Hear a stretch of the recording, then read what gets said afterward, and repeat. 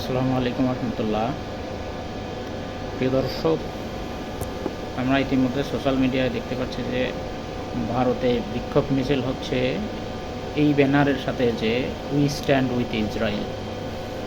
So এটা আমি মনে করি স্বাভাবিক বিষয়, কারণ রাসূল সাল্লাল্লাহু আলাইহি সাল্লামের হাদিসেই বলা হয়েছে শেষ জামানায় আগে হিন্দুস্তানিদের সাথে গাজাওয়াতুল হিন্দ সংগঠিত হবে, তারপরে ইসরায়েলের নিধন করা হবে। এই জন্য এটা স্বাভাবিক বিষয়, তারা যে ইসরায়েলের সঙ্গে দাঁড়াবে বা ইসরায়েলদের সঙ্গে তাদের আতাত থাকবে, এটাই স্বাভাবিক। সো এই বিষয়ে আমাদের কেয়ারফুল হওয়া উচিত এবং আমাদের প্রস্তুতি নেওয়া উচিত গাজাওয়াতুল হিন্দের জন্য। সো যদি কেউ উইথ স্ট্যান্ড উইথ ইসরায়েল এই ব্যানার দেখে ভারতীয়দের প্রতি ক্ষিপ্ত হন, এটা স্বাভাবিক, তবে উত্তেজিত হওয়ার কিছু নেই। তবে মাথায় রাখতে হবে আমাদের প্রস্তুতি গ্রহণ করতে হবে। আসসালামু আলাইকুম রহমতুল্লাহ।